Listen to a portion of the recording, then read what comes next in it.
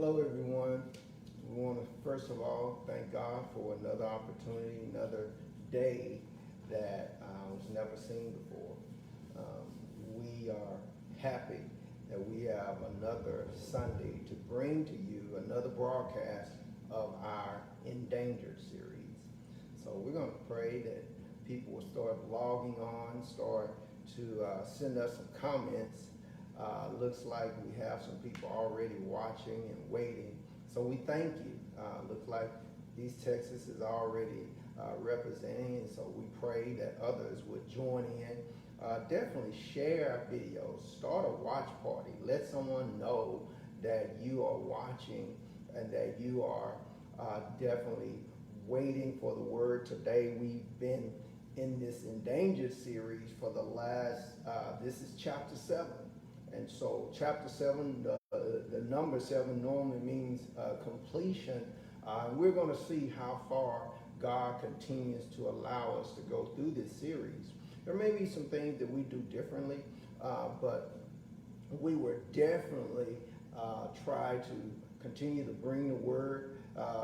Hey, Tasha, we definitely are so thankful that you tune in and others.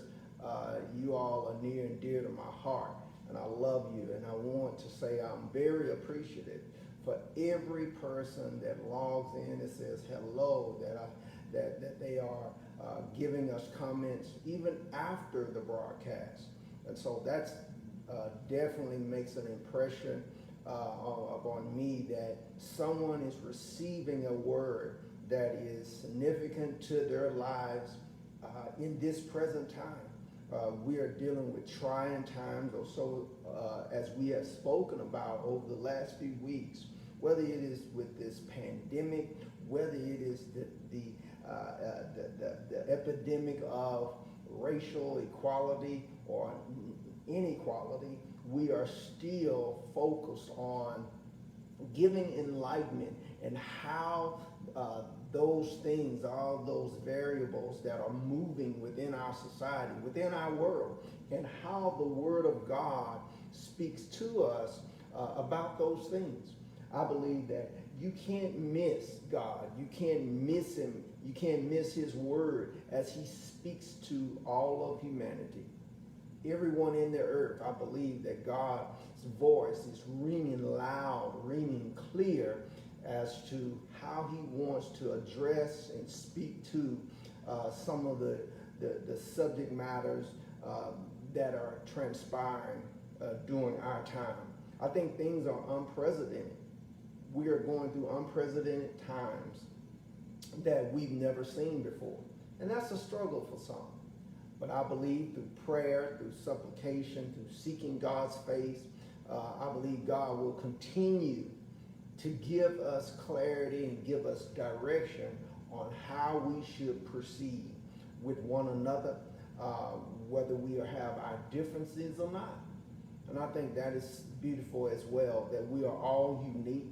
We are all different in our own rights, whether it is our background, whether it's our ethnicity. We're all as individuals walking through this earth. And as I often say, God didn't make machines. He didn't make machines to out of people to make the same decisions over and over and to emulate in each other as if we are an army of machines. He made us unique, as simple as our fingerprint. We're all unique in our own right. And so I thank God for our individuality, but then again, I pray that we will walk in the same spirit, the spirit of love, kindness, the spirit that wants to uplift he or she, our fellow man as a whole. And so I pray that as we move forward, we will definitely seek God's enlightenment. Now, as time is far spent, I don't want to labor the time. But as I often do, I like to start out with a story on this Endangered series. Today, I want to digress a little bit. Last week, we talked about Mr. Ahmad Arbery, that was going for a job. That doing his job, he was ultimately killed by a gunshot by someone that basically didn't seem it necessary nor his privilege to take a job down, as what they called it, their road. Not only that, we spoke about Breonna Taylor, that was laying in her apartment. 3 plainclothes officers showed up, and ultimately shots were fired, and 8 times she was shot and killed. The last story that we focused on was Botham Jean. The last week I didn't go through too many details as to what happened to Mr. Jean, nor his assailant that killed him, which was in the person of Amber Geyer. This happened in September 6th of 2018. I want to share with you the story after the story, what transpires in the courtroom with Amber Geyer as well as the Jean family. Now, something transpired that is very impactful if we just pause and listen to what God is saying to us in the courtroom of this litigation, or even during the litigation. Number one, her defending, or the defense would claim that out of a series of innocent events, or innocent mistakes as they call them, innocent mistakes that led to an awful and tragic outcome. The defendants, Mrs. Amber Geyer's lawyers state that Mr. Bowman, Jean, was killed out of a series of innocent mistakes. Now, let me just pause right there. Now, I can understand that you were to drop a ice cream cone on someone's dress, suit, or even break a glass. That's an innocent mistake. But to have someone get off of their shift and mistake their apartment for someone else's, go in, see the individual sitting on a couch eating ice cream, and presume them to be a threat, shoot them in their own apartment, on their own couch, eating their own ice cream. They describe it as a series of innocent mistakes that led to an awful, tragic outcome. Now, one thing that I can agree is that it was an awful and tragic outcome. Now, as far as the series of mistakes, that's still questionable. But be it as it may, even the family attorney, ultimately she is given 10 years and sentenced 10 years. 5 years she would be up for parole. Now, this was in October of 2019 that this decree was given. Now, during the sentencing phase, or during the family's impact statement, Botham Jean's brother shows up in the courthouse and he renders the victim's statement. He's only 18, his name is Brian, and he gives the statement that is very powerful, that I want to bring your attention to this evening. He says, and I quote, speaking to Mrs. Amber Geyer, he says, I don't want to say twice or for the 100th time what you or how much you've taken from us. He says, I think you know that. But I just, and he pauses here. He gathers himself. He says, if you are truly sorry, this is an 18-year-old, his brother has been killed in cold blood. He says to her, if you are truly sorry, I know I can speak for myself. He says, I forgive you. There's a pause. He goes on to say, he says, I love you just like everyone else. He says, I'm not going to say, I hope for you to rot and die just like my brother did. I personally want the best for you. That's what this young boy says. He goes on to say, I think giving your life to Christ would be the best thing that both of them would want you to do. Of course, at this moment, there's a hush in the courtroom. There are sobs and people are crying. Tears are running down his face. He wipes his tears. He steps down from the witness stand. And he does something that may trouble some. After coming down, wiping the tears and giving the statement over his brother's life, he goes to the individual, Amber, and he hugs her. He's already told her that he has forgiven her. He's already said that he doesn't wish anything bad upon her. That in fact he wishes the best for her. And then, in closing, he says, I believe my brother will want you to give your life to Christ. Now this is Brother Brian Jean, 18-year-old brother of both of them that was killed by Amber.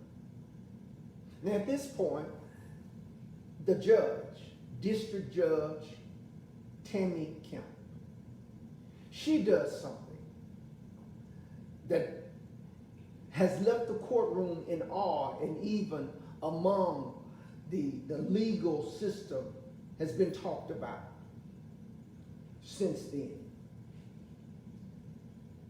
She stands up, she pushes herself away from her lofty seat. She stands with her robe on, walks down from her seat, from her position of power and authority, and she walks over and gives Amber a Bible. She gives her a Bible and hugs her.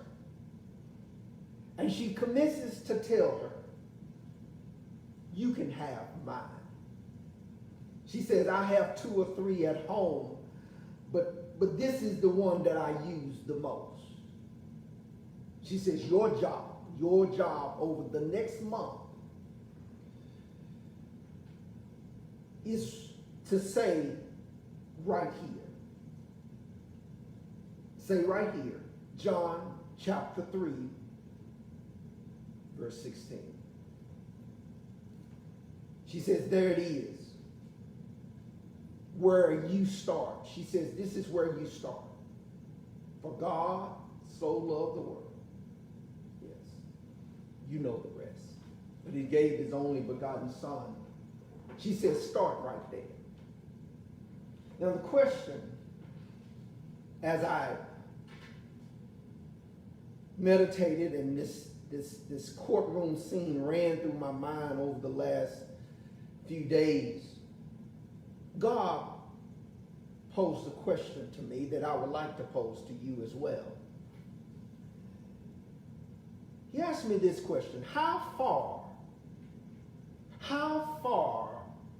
will you go to forgive? how far will you go to forgive? Now think about it now. We have seen Brother Floyd with a knee on his neck.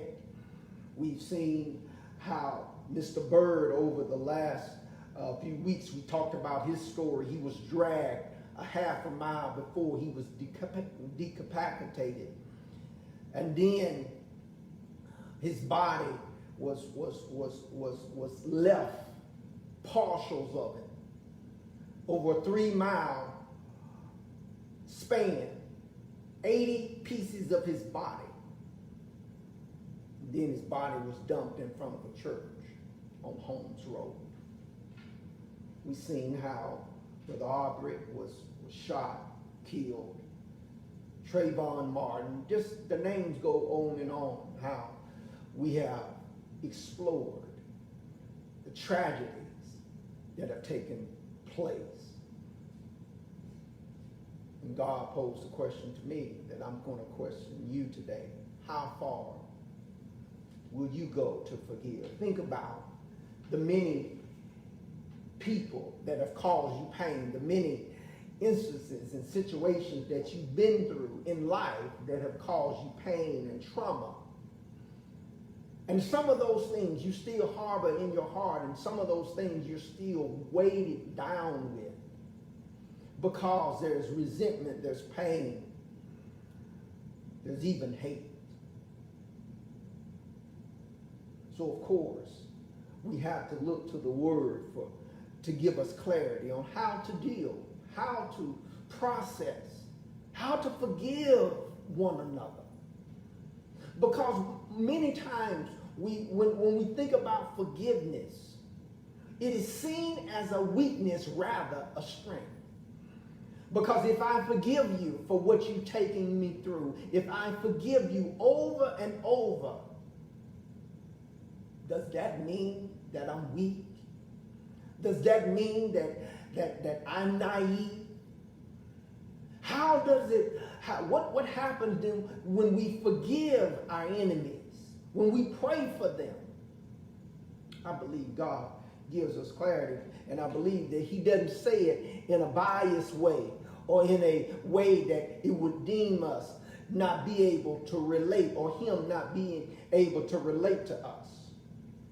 If you were to go to Luke chapter 23. In Luke chapter 23, you know the story where Jesus is put on trial, and we're going to go back to that, but he's put on trial by the people. Walks up Golgotha Hill, Calvary, with a cross on his back for us. Hoisted between heaven and earth, stretched wide. And he says something.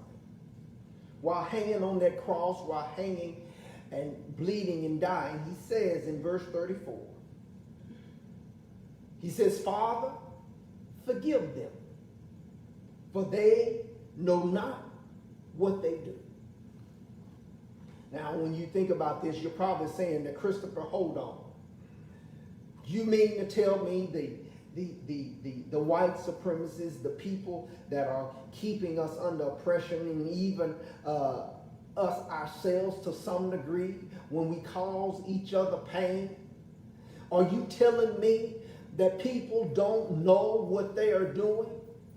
Are you telling me, for real, are you looking at me on this Facebook Live telling me, am I supposed to be that naive to think that people are not understanding what they are doing to humanity, to our people, to Afro-American men, lynching them in broad daylight? Would you sit there and tell me that? I'm not going to insult your intelligence by telling you that people do not know, but in the context of the text, you have to understand many times what Jesus is saying is greater than what we can comprehend. They're not understanding the fullness and the weight of how their choices are impacting not only the Son of Man, but themselves. He says they know not what they do. Well, It's one thing to look at the people that crucified Jesus, and we are the people, man. But what else have we did? How, when he says forgive them, is he talking about the ones that he had walked with? You remember, this is the time, if you were to step back in chapter 22 of Luke, you'll see him eating with his disciples, the ones that he had walked with in his ministry, the one that claims that they love him, that they support him. But these are the very ones that when time gets hot, and even before that, you see Judas betray him for money, for silver. How many times have we betrayed the fellowship of Jesus, and our money has gotten in the way of our relationship? We look down on Judas, but, well, forgive them, for they know not what they do. And then, how many times have we proclaimed that we love God and we will serve him when things get hot, when trouble comes? But here he's been faithful to us. Peter, do you love me? Yes, I do. Will you seek my face? Will you feed my sheep? Yes, God, I'll feed your sheep. I'll be a servant. But when time gets hot, we deny him. Maybe not in word, but in deed. Forgive them, for they know not what they do. He's talking about that tells us that even the people that is close to us, we just may have to forgive. Oh God. It is one thing to have trouble with having to forgive people that you don't like, that doesn't look like you, that you can't necessarily relate to, and they can't relate to your values. But you know that they are not on your side. It is one thing to forgive your enemies, but what happens when you have to forgive the folk that are underneath your roof? What happens when you have to forgive your family? What happens when you have to forgive your friends that you've lived with for years and they've caused you pain? What, as God asked me, how far are you willing to go to forgive? Let's look at this a little bit deeper, and I'm going to start with verse 1 in chapter 3. He says something. He says, and the whole multitude of them arose. In Luke, we're in Luke chapter 23. He says, the whole multitude of them arose, and he led him to Pilate. The whole multitude, the chief priests, the people, the religious leaders, the whole multitude was in on this. It says they began to accuse him, saying, we found this fellow perverting the nation and forbidding to give tribute to Caesar, saying that he himself is the Christ, a king. He goes from being called simply a fellow Christ, the king. Now, they bring him to Pilate. Pilate says, saying, art thou the king of the Jews? And he answered him. Watch how Pilate answers. Pilate is a man of authority. He says, you the king of the Jews? Jesus simply says, thou sayest it. Now, at this moment, something happens. He speaks to Pilate, and he speaks to his inner man. You know that because Pilate doesn't respond to what Jesus says. Pilate doesn't get into a long dissertation. He doesn't get into a debate with Pilate at this moment. Jesus says, thou sayest, and Pilate immediately turns to the chief priests and to the people. He says, I find no fault in this man. You got to watch that, and you got to pay attention to the maneuver and what Pilate does. Pilate shows us that when we have clarity, not on the outside, but on the inside, because at this moment, Jesus speaks so bountifully into Pilate's inner man that Pilate,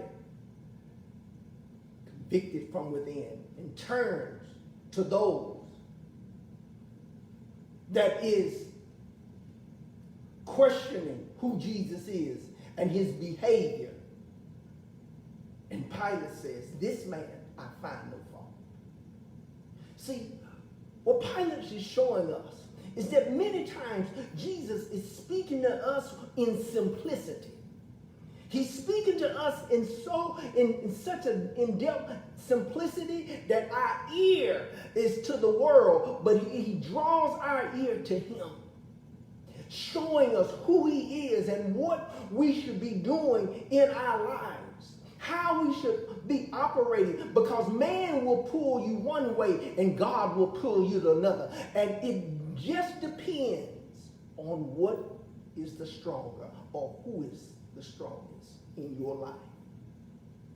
Pilate doesn't respond. He simply turns and says, I find no fault in this man. And they were the more fierce, saying, he stirs up the people, teaching throughout all Judea, beginning from Galilee to this place. Now, this is what they do. They escalate their complaint.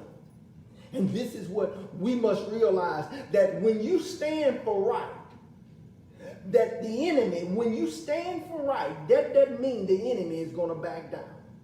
You think you are going through hell and you're going through negativity in your life. When you continue to stand for what is right, you become a target for the enemy even the more. He complains even more. He brings more oppression upon you. Don't be surprised. We've seen Floyd and we've seen Gene. We've seen all these atrocities. And some of you are saying, we've been dealing with this much pain over 400 years. How much more? How much more will the attacks come? It says, then Pilate heard Galilee. He heard Galilee and he asked whether the man was a Galilean. Now, at this point, Pilate is being drawn by the people. He's being drawn, given or looking for a way of escape. He's looking for a way of escape. He says, wait a minute, you mean to tell me he's a Galilean? So he thought, he's out of my jurisdiction.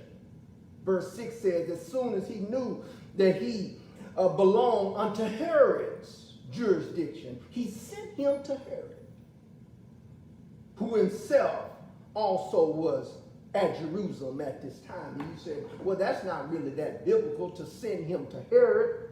You got to remember, we see it even today. How many judicial courts, if we look back at the case of Mr. Ahmaud Arbery, it started in Glenn County. He was just jogging and shot. They brought it to Glenn County, and Glenn County says, I don't want to have any parts of this situation.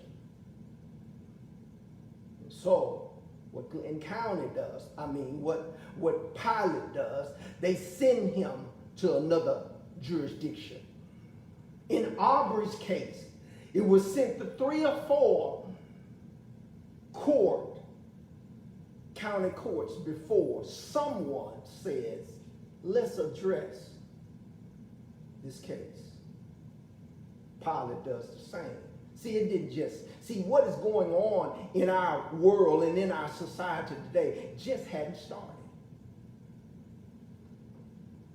We're going to get to the forgiving part, but when Jesus says forgive them, for they know not what they do. What is he actually saying? What is he getting to? How far back should we go? Brings him to Herod. In verse 8 it says, and when Herod saw Jesus, he was exceedingly glad, and he was desirous to see him for a long season. See, Herod had been waiting to meet Jesus. He had been waiting to have an encounter with Jesus. Why? Because it says he had heard many things of him. And he hoped to have seen some miracle done by him. Oh my goodness, oh my goodness. Oh, he had thought that he would see some miracle done by Jesus. And so he wanted to meet Jesus, to see what Jesus would do. Now notice something. Many times people seek Jesus for the wrong reasons. Are you seeking him for what he can give you versus who he is? Sometimes we have the wrong motives, and that is the one thing that we have to analyze in our life. Am I seeking Christ for my bill money, or am I seeking him for who he is? He says, I want to see a miracle, some miracles, rather than the miracle. There is many times in our life where we have to pause and say, what is my motive behind seeking Jesus? Then he questioned him many words, but he answered him nothing. He answered him nothing. Jesus didn't respond. See, Herod wanted to get some answers. He wanted his own motives, his own questions. Are we asking the right questions? Are we seeking Jesus for the right reasons? And the chief priests and the scribes stood and vehemently accused him. Now they're in front of another court, and they decide that, you know what, let's escalate this even more in front of Herod. Seeing that we are in his jurisdiction, Herod with his men of war set him at naught and mocked him. Now you got to understand what Herod and his men actually do at this moment. They mock Jesus. They mock the Son of Man.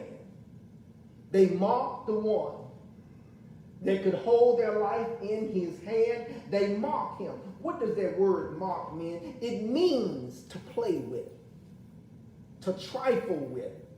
They mock him to a degree where it says they mocked him, arrayed him, put a gorgeous robe on him, and sent him away back to Pilate. They played with him to degrade who he was.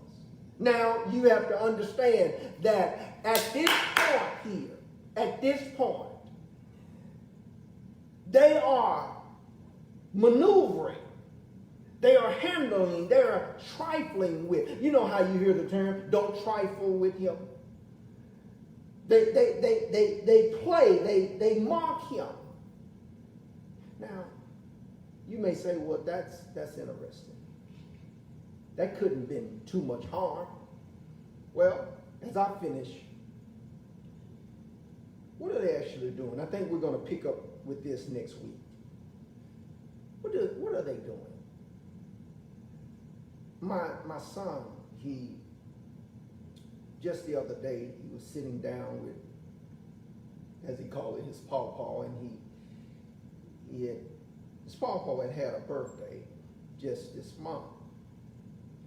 He says, I think I want to get him a little lighter. You know, the old school lighters. Because, as he says, Pawpaw likes to, he likes to get his cigars, and I want to get him something special. So he got online, ordered him something really nice, a little lighter. And so he gave it to him the other day. And as I watched, he says, Papa, I don't really get this lighter. How do you use it? How do you light it? And his pawpaw took the lighter and pulled the bottom portion out. And he says, see, you put the lighter fluid in here. He says, but you have to be very careful. Because if you spill any of the lighter fluid on your hand, or if you spill it, and you light it, everything that the lighter fluid, well, you're going to have a situation. In other words, combustion. You're going to have a great fire. I thought about that. I thought about that. They are playing with the Messiah. And just like what my son's grandfather was telling him, to listen, just this that looks innocent is very powerful.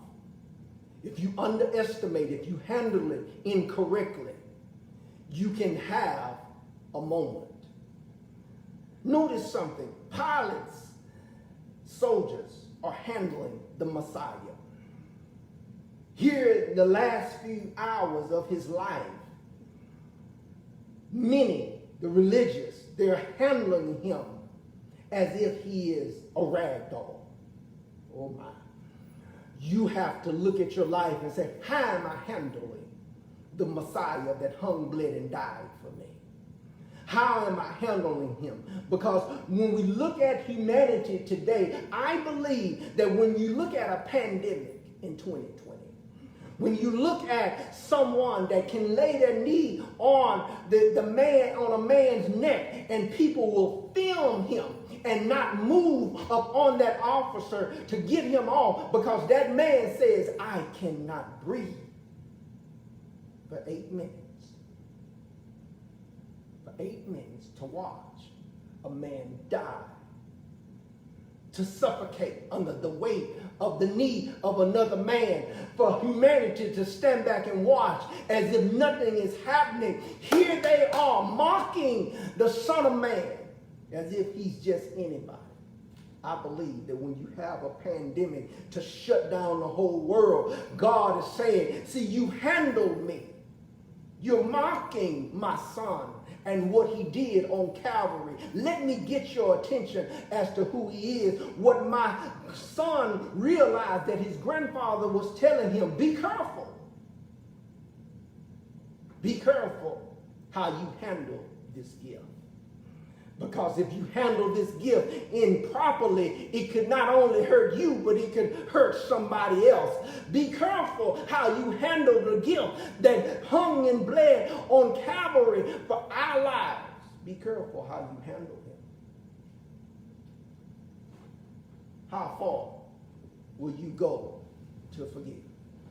I believe we're going to stop right there, but we're going to pick up on this portion next week. Be careful. Make sure you pause. Make sure you pause like Pilate, like Judge Tammy Kemp. Realize the positions that you hold.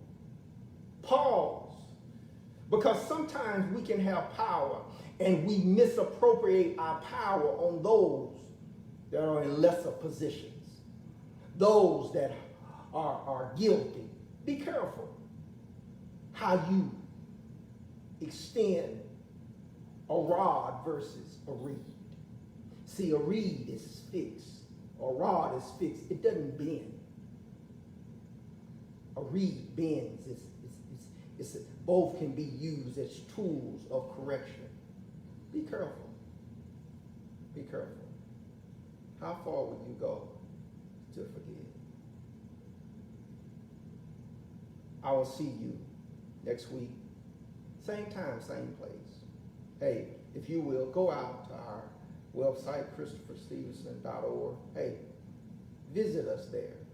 Give a little bit, as I often say, because it's not about us, it's about God's people. And we will definitely try to bless someone out of the resources that you bless us with. Again, how far will you go to forgive? Hey guys, see you next week, same time, same place here on the Endangered series. I look forward to seeing you next week. God bless you. Have a wonderful